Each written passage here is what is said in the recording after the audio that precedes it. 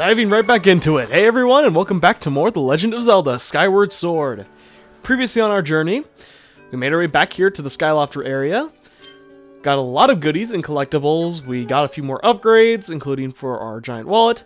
Helped a few people out, got a few more gratitude crystals, got a few more goodies as we went about. Did a bunch of chores, and made our way back to the Isle of Sans, where we collected our final Son, the Din's Power, which is the last Son we got from the Isle of Sans. This time, we are back at Skyloft. I cut me coming back here because in between videos, because I was like, I don't really feel like starting a video over there and then immediately having to cut to Skyloft. So I thought, why not just start it here? This time, we're back in Skyloft, as I was trying to say, as there are still two things I want to do before we head out. One of them was something I wanted to do last time, but it kind of ran long and I didn't really have a appropriate spot to put it in, mostly due to how long last time was. If you watched it, you know, it was a lot that we did, and it took a while to do all that. So there's one more thing I want to do in terms of that I wanted to do last time that I didn't get to, so we're going to be doing that this time as well. First things first, though, I came over on this side of Skyloft because I wanted us to talk to Fledge on our way back. Hey Link, how goes it? I've been great thanks to that stamina potion you gave me. The longer I train though, the more I realize I'll never measure up to you. I'm just so scrawny. Hey, if you're up for it, why don't you come by and visit again some night? Okay, so it looks like he wants to come see him again at night, which is, you know, a little weird, but we know. It's Fledge. It's when he trains. He doesn't want to be embarrassed, but yep, we know, so maybe no. So it's whatever. Anyway, heading to the bazaar. One of the things I wanted to do was come over here and actually go through our inventory. Oh yeah, the darling, I forgot that this was going on. This is when she'll start doing this stuff. So, when I'm struggling to figure out what to move from inventory, I think it's best to think about what I want to keep first. Definitely the shield, because when I want a shield, that just opens so many avenues. Fairy, there's always a reason, I think, to have one. You might as well always have at least one fairy. Treasure metal is going to be useful for a little bit longer, though we are getting closer to the point where that's a little more obsolete, but it is still definitely useful for now. Both life metals, I like the increased health, so I'm going to keep those, though I can understand why some people may not be the biggest fan of those. Large seed satchel. I think what I'm going to do is store the large seed satchel. It is nice, but I'd rather have the empty bottle in case we need it, and I'd rather have the bomb back since bombs are a little bit less common.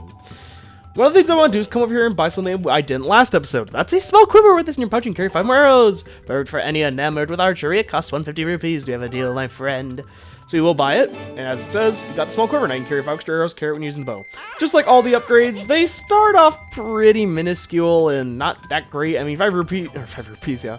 5 arrows is nice and all, but I don't foresee that being the most useful, but it is something we can upgrade. And we happen to have everything we need to upgrade the first time.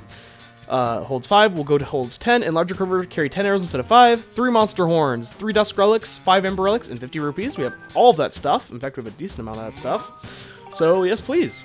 Okay. Craft that for us up. All done. Here you go. You've upgraded to the medium quiver. With this, you can carry 10 extra arrows. Carry with you when you're using the bow. Got anything else? So we take it with you. Yeah, we're good. So now, quiver holds 10, holds 15, and larger quiver again to carry 15 arrows instead of 10. 2 monster horns, 3 dusk relics, 1 golden skull, 1 goddess plume, 100 rupees. Definitely an expensive upgrade, but getting essentially instantly the maximum upgrade for this thing and being able to hold more arrows, especially during my skill level of aiming, I'll take what we get. Got that. So now I want to... So we have that empty bottle. Should I... I'm tempted to put away the empty bottle instead for... No. I'm keeping the empty bottle. Actually, now I think about it, I think we definitely want to keep an empty bottle. I'm not going to get a potion. Keep an empty bottle on you, I believe, is what you want to do. Again, my memory isn't perfect, but from what I recall, I think there is a reason to carry an empty bottle as we head down to the Eldin region. But that being said, we're not going there just yet, as we do have one more thing I want to do. Fledge mentioned he wanted us to come see him at nighttime. We might as well indulge him, right? And see what's up. We did give him a potion last time, if you recall, a stamina potion, in the last episode. But I didn't really follow up with it, mostly because I was going to if we had extra time, but you may have been able to tell from how long last episode was that we didn't have the extra time, so I'm just gonna do this now, since otherwise this would actually be a bit of a shorter episode in comparison, just due to how I like to space things out. We're going to take a nap in his bed, and hopefully we'll see him in the midnight. I was gonna say morning, but technically it's like when we wake up. How about that? Oh my god, what are you doing to the floor, Fledge? That looked really weird. 3,985, 3,986, 3,987, 3,988. Whew, well that was a nice warm-up. Dang. Hey Link, I was just hoping you'd come by. I wanted to ask you something. The other day I tried lifting some barrels and I was able to do it with one arm. Do you think that means I've got enough muscle? What do you think, Link? Do I look strong? You seem too strong, honestly. Oh, you're just saying that. But it's still nice to hear. It's all thanks to you, Link. I would have gotten discouraged if you hadn't come by and cheer me on. You gave me motivation. Thank you so much, Link. And after a fairly dragged out side quest, you got 5 gratitude crystals, which is nice. So getting 5 more of those. Having to give him a total of 2 stamina potions isn't that bad. And yeah, you're definitely plenty strong. I could just keep going and going. Next time I train so hard, I can lift a barrel with one finger. Why don't you go save Zelda, bro? Like, honestly, I think he's more cut out for Link. I mean, or than Link. I mean, yeah, I guess we're the only one who can hold the goddess sword or whatever, but honestly, if he can lift a barrel with one finger at some point, he could probably just, like, flick away the goblins and whatnot and just go rescue Zelda and lift her up with one hand. Like, he might as well, he should be the hero. He's more cut out for it than we are. So now that we have done that, we are going to leave the Knights Academy. But we're not done with that just yet. After getting the gratitude crystals, if you go to find Fledge the next day, and in this case, we're going to head over to the sparring hall, as that's where he's going to be, something new is going to be available to us. Hey Link, I've pretty much maxed out push-ups. Wonder what exercise I can pick up next. Whoa, that's one sweet bow you've got there, Link. Bet you're total natural with it too. I think my viewers would disagree. Why are you blushing? You know it's true. I've got it. Why don't you show me how good you are with your bow? I'm going to toss some pumpkins into the air, okay? You show me how good you are by filling them with full of arrows. Throwing the pumpkins in the air will give me a good workout too. 2 birds with 1 stone. Okay. I'll toss pumpkins for 90 seconds. You get 10 points for every pumpkin you hit. The more pumpkins you hit in a row, the more points you get. Don't miss. Oh, one more thing. It'll cost you 20 rupees to try. Playing for free is no fun, right? What do you say? Do you want to give it a shot for 20 rupees? So yes, this is in fact a mini-game, if you couldn't tell. Alright, let's get started. Show me how it's done, Link. And if you couldn't tell from the premise of using a bow and having him to hit a moving target, I absolutely suck at this one. Starting off, we're going to mention that you have infinite arrows for this entire minigame. That is a bad start. So you shouldn't have to worry about, you know, spamming arrows. Even though you do see a number of 26, that'll never go down, so you don't have to worry about being a little overzealous with your arrows. How the minigame works is you're going to see Fledge start throwing pumpkins like this. And what you want to do is shoot them once they're in the air before they hit the ground. You'll get points. As he said, they stack the more you hit in a row without missing. So it encourages you to be playing even better if you can. This mini game is one of the hardest, I'd say, but not for the reasons you think. I think the motion controls for the bow, which I didn't mention, are actually pretty responsive and probably one of the better parts of the motion controls of this game. Like, even if you absolutely despise motion controls, I think that the bow and arrow is a decent version of it. Maybe not as good as, like, the Wii Sports Resort and, Twilight Princess version, because that's also on Wii, and used some motion controls, but I think that it is responsive enough. My main problem with this minigame is just I suck with my aim. You're probably going to see, even just like that, but how much my hand and stuff moves. I am terrible with aiming steady objects like this. And this is pretty much a 90% skill minigame. There is some luck involved with where he throws it. For example, the farther he throws it, the harder I find it to be. But still, I just end up struggling with this one way too much. Okay, we hit that one. Good. Can you throw another one? Other things worth noting, as you can see, is their strategy. Generally, one of the strategies I see a lot of people bring up is just trying to kind of camp where he initiates the throw, as it's a little bit more consistent sometimes than aiming. Sorry about that, I think I hit the mic. Well, 470 points, that's great, Link. You're good at everything you do, Link. Here's your prize. So yep, scoring a high enough prize will get us a rare material, in this case an ancient flower. It'd be great to see if you hit 600 points to set a record next time. Give it your best shot. Another thing that makes this really challenging is that it is a very steep point gauge that you have to, or a very steep, I don't know what the word I'm trying to think of. It's a very steep requirement, I suppose, to try and get the main object for doing this. 600 points is a lot. It requires you to build up this combo of pumpkins early on and maintain it for a decent amount of time, if nothing else. It is challenging, but it is still fun. I just struggle with it because, again, my aim is bad. If you're good with aim, this is a pretty fun minigame, and one that is genuinely enjoyable once you get the hang of it. Other things worth note is that, of course, there's a time limit, as you can see. The other thing of note, of course, is those right there, those floating, not floating, those glowing pumpkins, which we didn't see any last round, will give you multiple points, aka times 2, of whatever that pumpkin would be worth. So, for example, that was worth 10, so we got 20 instead. If you had 50 going up to that point, you could have gotten 100 just off that. I'm pretty bad, so I didn't get that, which sucks, but whatever. As I mentioned, the strategy for some is to camp, like, right there next to Fledge. I actually prefer to let him throw most of the time, because I find it easier to actually hit, instead of just risking losing my combo immediately by shooting right there. See, like that. Because then I just lost my combo for essentially no reason when I could have just played it safe and probably gotten a few more points. The strategy's up to you, the player, of course. It's just, this is the one I find more consistent, is to kind of just follow and try to shoot it and play the game a little bit probably more than it's intended to. But again, you can do however you want to as long as you're trying to, you know, make progress on this. Rare materials are nice as a reward, even now. There definitely are better rewards, but, oh, dang it. Oh, and that was a double! I didn't know! I risked it because, like, the only way I'm probably going to get this 600 points is if I hit 2 50s, and so I'm going to go for the quick ones. That way I have a high chance of getting another one in before the minigame's over, but instead it was a golden. Oh, that hurts. That hurts a lot. This takes too many more tries. I'm probably going to cut ahead. I'm trying to think if there's anything else I want to explain during this, otherwise I will probably just cut ahead. Oh, that is an interesting start. Again, as I mentioned, the strategy of shooting right at the beginning. Of course, if you upgrade the bow, you can hold it down and it'll be a little bit more precise, so it can help, but, you know, it's not like it's a cheat or a gimme, anything like that. I think that's all I want to mention. If you get lower, I don't remember, I think it's like less than 300 maybe, or less than 400. You don't get a rare material, instead you get money, and I think if you get less than like 100, you get nothing, or less than 200, you get nothing. Something like that. So, it's a challenging minigame to be sure, but I think it's one that anyone can get the hang of after enough practice. Hey, another night times 2, that's nice. Speaking of, I'm probably going to cut ahead until we win this, or have a winning round. So I'll see you guys in a bit.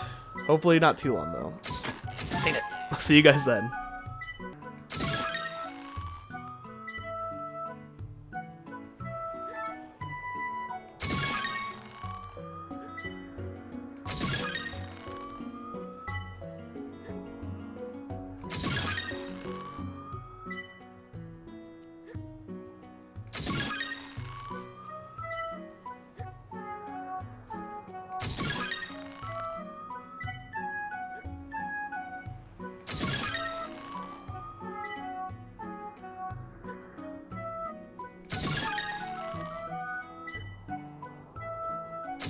Dang it.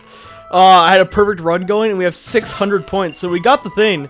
That's the best I've ever done. I don't think I missed a single pumpkin on the way to 600, which is insane, actually, for me. That's the best thing I've ever done in this minigame, so I'm pretty proud of myself. I was hoping to show, like, oh, I got a perfect score or something, but no, we didn't. But that's fine. We got the main 600 points or whatever. I'm pretty proud of my performance overall, especially considering how cruddy I am with the bow in this game. Or in most games, anything that requires steady aim. 750 points! We overachieved by a whole 150. That's really good. You got 750 points? That's beyond amazing, Link. The hopes of the Knight Academy are truly riding on your shoulders, Link. Take the symbol of friendship between you and me, Link. You got a piece of heart. Collect 4 to increase your heart by 2 to go, whatever. Drop by when you want to try again. So, of course, it's a minigame you can repeat. We were running low on money, so I'm glad we got it when we did. And our reward being a piece of heart makes sense. So, yep, we get a piece of heart from a minigame that is pretty challenging, and we get some gratitude crystals from all that Fledge stuff. Pretty nice, overall. I don't think there's anything else for me to say about it, about that minigame. It's annoying, but if, like, in terms of its difficulty, and sometimes you can get messed up by RNG, but generally speaking, it's a pretty well-balanced minigame. I don't hate it nearly as much as I do, like, the what's-her-face minigame where you have to play the harp at the, Lumpy Pumpkin. Like, I find that one way more annoying personally, and maybe that's just a personal gripe, even though I feel like I suck more with aim than I do with the harp, but you know, it could just be me. Anyway, we're going to now head down to the Eldin region to find our final trial, as I believe I've done everything I wanted to up here in Skyloft. So now let us head down to the Eldin region. So I'm going to give you a bit of advice here. Generally, I always will pick the spot that is closest to the gate trial in order to save time and help you save time. In this case, however, I'm going to show you where it is if you want to go directly to it, but I'm not going to go directly there for a reason I'll mention in a moment. Volcano Ascent is where you're going to want to go if you want to be literally right next to the trial. It's literally right next to the bird statue, but I'm going to go to the volcano entry. You'll see why in a moment. Coming in for landing, and we have somebody to greet us here. We have arrived at Eldin Volcano. You can use the dowsing ability to locate the gate to the trial. You must pass this trial in order to locate the sacred flame. Hello there. Oh, hey, meet again. How have you been, bud? I remember over here because I heard someone had spotted goddess cubes in the area. You may have already found some, but I got a feeling there are some others hidden away around here. You might think about searching them for yourself when you get the time.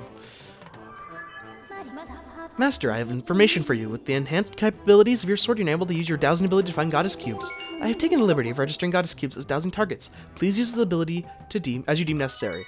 So yep, talking to our buddy Gorko here, who's at the beginning of the Eldin region, we now have a new and probably my favorite of the dowsing abilities, the goddess cubes. Oh gosh, our feet were getting eaten by a choo-choo. So yep, now we have the ability to douse for goddess cubes. If you don't talk to him here, I don't believe you can get it any other way. So if you want to get this, just come over here to the beginning area, talk to him. I wanted to grab this, that way it'll make me hunting down for all the goddess cubes in the game a little bit easier, because it makes it so that you don't have to remember which ones you get collected already as, you know, easily, because they don't mark on the map. This is the best way to do so. Anyway, we're going to actually be looking for, of course, the Gate of Time, which is what we're mainly looking for. And thankfully, even though we took this route to get the Goddess Cube dowsing ability, it actually isn't much more of a detour, because as you can see, we just have to go through here, and we'll end up right to the spot we would have landed if we wanted to end up like right next to it, because if you look, the gate is literally right here next to the bird statue, as I mentioned. You'll literally land right next to it. Yeah, it's a pretty easy to get to gate trial, which is nice, because it'll make up for the absolute debauchery that is about to come from this. But of course, we have to play our beautiful instrument first. And as I mentioned, I mean, I know I was just talking about the motion controls, but I think that this is a perfect example of how I personally find this one, like, less annoying than I do the bow. And yeah, there's skill involved and stuff. I feel like the game's a little more forgiving with this in terms of how it registers you playing correctly, comparatively to, like, the minigame at the Lonely Pumpkin, where I feel like it's a lot more finicky. But again, that could just be a placebo or, you know, skill thing. I really don't know, but I'm just not a fan.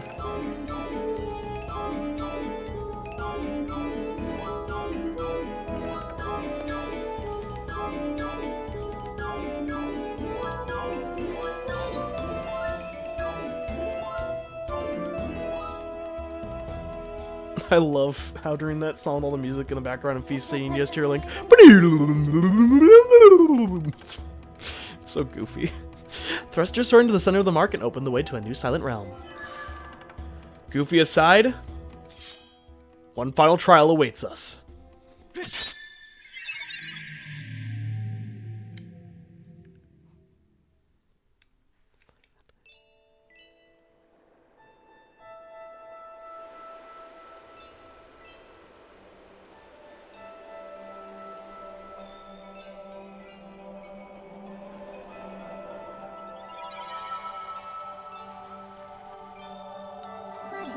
Master Link.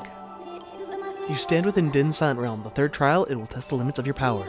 To locate the last flame that will enhance your sword, you must first complete this final challenge and achieve spiritual growth once again.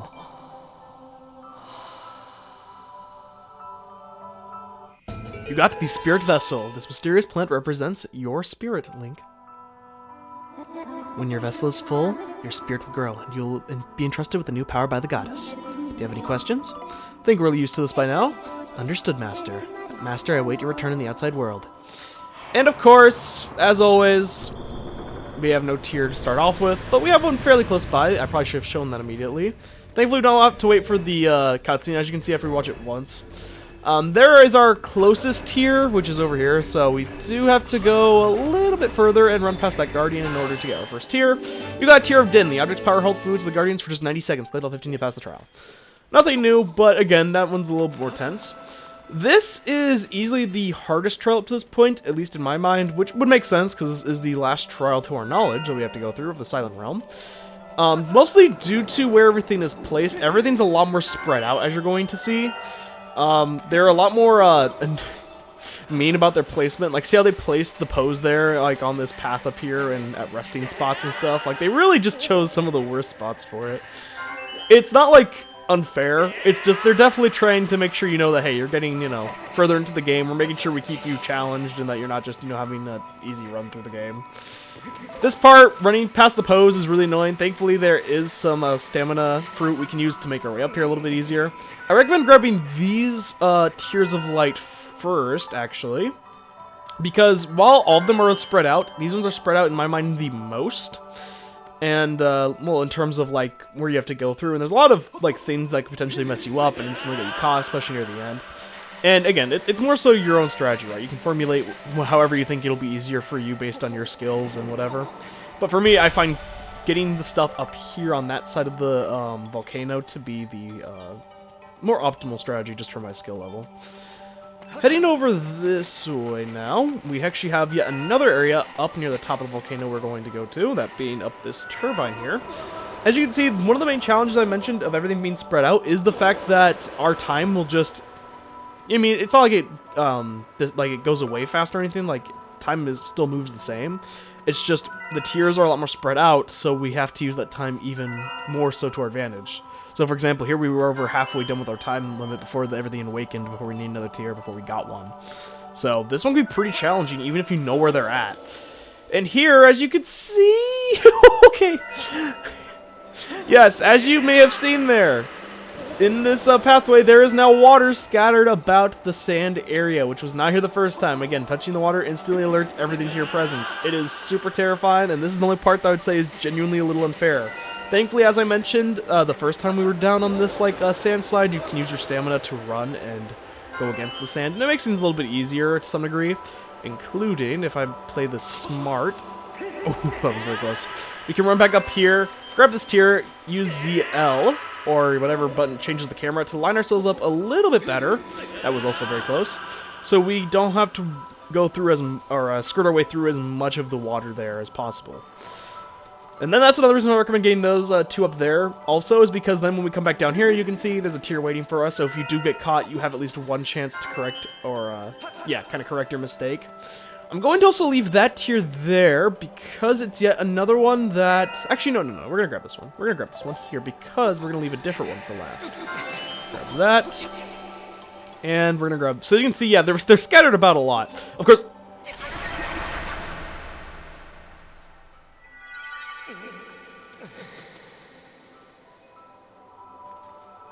That was embarrassing.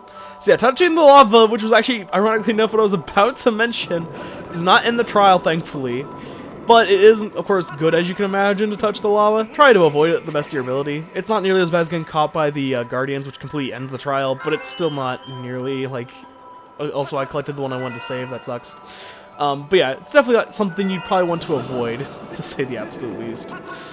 So as we make our way through over here, we're going to grab this one next. As you can see, with the knowledge that the lava doesn't make you restart the trial, it's a little less terrifying than before, but still, everything's scattered about. Don't underestimate the fact how much time it'll take for you to get around here, just because of, again, how spread out things are.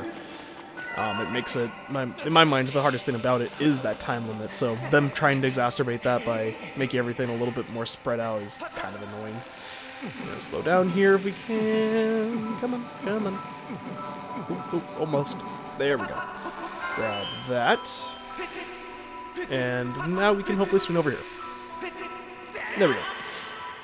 So next, we have 3 more remaining. As you can kind of see, they're all over in this direction. You can see they're still scattered around, so it's not like they're going to be in easier spots. Here is one which was originally where a piece of heart was located, funnily enough. And then there is also one up there, but I'm going to save that one for last now, since that one's the safest one, at least in comparison. This is one that I would say is the worst one to leave for last, simply because of the fact that you have to go past this, what's it called, the tightrope here, to get to it, so it's super slow. And I've had at least one run through this game where I've left this tier for last. I ran out of time midway through the tightrope, tried to rush up to the tier, but since you have to move so slow since it's a tightrope, multiple guardians just came over and one-tapped me and made me restart the entire trial. I was pretty upset about that, not gonna lie. So yeah, definitely don't leave that one for last, just in case you run out of time or, you know, something unforeseen happens, because you can very easily lose your run to that one being there. But thankfully we got that one, and we have our last tier in sight. You collected every last tier of Din, and the spirit has grown. The trial will continue until you exit the Silent Realm. Proceed with caution your way back to the entrance so that you can claim proof of your spiritual growth. Okay, so yep, once again, we do still have to make our way back. Just make sure you take care not to get spotted, and we should be fine. Now we can take our sweet time, so the main challenge is out of the way. So now we can just be safe about it, which I think is one of the best things about skill-related segments in games, is when you can just take your time. Things are a lot less challenging than it seems. Applying a time limit to anything is going to make it more challenging, at least to me. So being able to really take our time, read the movements of like the pose and stuff like that, just make sure you're, cautious about it. And you should be fine, really, because where I left my... That is bad. Considering where I left my last tier at, thankfully there isn't a ton for me to have to worry about, but still... Okay, I didn't know if I was making it, so I was a little concerned there. But still, you'll want to be careful. Of course, there was that one pose that could have caught me, but I think from here we're pretty much in the clear unless I do something really stupid or run on my way to do something stupid. So again, I would just really recommend trying to keep a tier that you think's in a decent location for last. And given that everything's more spread out, it's going to be a little bit more challenging than before, but still, not too bad. And with that, that was our final trial.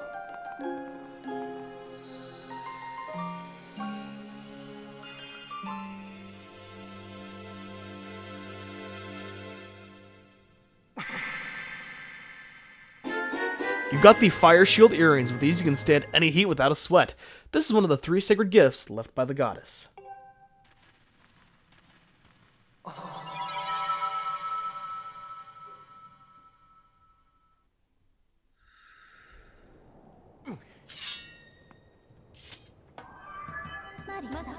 Welcome back, Master. I conjecture your newly acquired Fire Shield earrings will allow you to safely travel in extremely hot areas. I recommend continuing your search for the sacred flame. Yep, so instead of, well, kind of like the scale, I guess, we got our last gift from the trial, which would make sense because we got max items, and now we have all the things down here. The Fire Shield earrings. This pair of mystical ear accessories protects you from scorching heat. And if you remember, that should give you an indicator of where we probably need to go.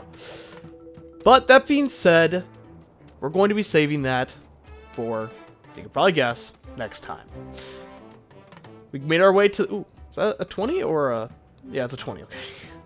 We made our way down to the Eldin region, we helped Fledge out, we passed our final trial, and got the final gift necessary to access our final flame for the, or final sacred flame I should say, to upgrade our sword. Next time, we're going to be searching for said flame, thanks to our new gift, to new areas that were once closed off to us, and hopefully finding the final flame, and finally being able to have access to Zelda once more. I hope to see you all there.